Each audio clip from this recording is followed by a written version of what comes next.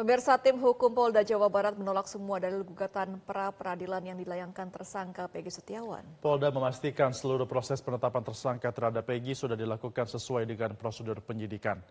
Sidang pra-peradilan Peggy Setiawan tersangka kasus pembunuhan Vina Cirebon kembali digelar di Pengadilan Negeri Bandung dengan agenda jawaban dari pihak Polri.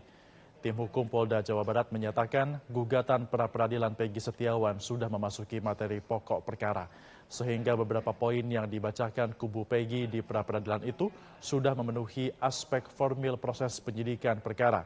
Tidak hanya itu, polisi juga menyampaikan bahwa penyidik melakukan penyelidikan kasus itu sudah melaksanakan gelar perkara dan telah mendapatkan 2 alat bukti yang membuat sahnya penetapan Peggy sebagai tersangka kasus pembunuhan Vina dan Eki Cirebon pada 2016 silam.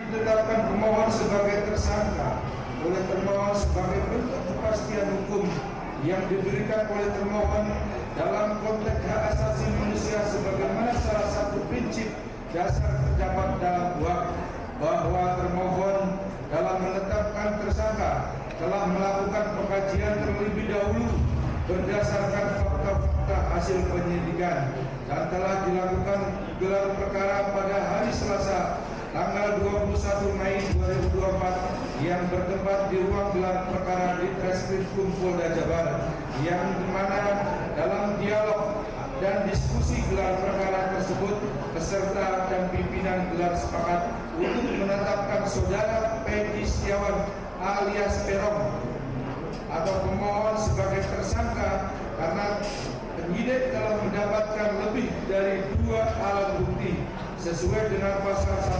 1842. Dengan demikian, dalil pemohon adalah tidak berdasarkan fakta hukum dan untuk dikesampingkan oleh hakim peradilan. Pemirsa, tim hukum Polda Jawa Barat juga mengungkap hasil tes psikologi forensik Peggy Setiawan alias Peron, tersangka kasus pembunuhan Vina Cirebon. Peggy dinilai memiliki kecenderungan berbohong dan sikap manipulatif. Peggy kerap menghindari kontak mata dan gelisah saat dilakukan pemeriksaan. Pada saat saudara Peggy Setiawan ditanyakan secara langsung mengenai peristiwa tersebut di atas, saudara Peggy Setiawan menjawab tidak tahu. Akan tetapi, jika dilakukan pemeriksaan secara kolateral, yaitu dengan data-data yang secara tidak langsung dihubungkan dengan data-data yang lain, seperti pada saat dilakukan tes dengan alat warsal, ada perubahan reaksi emosi.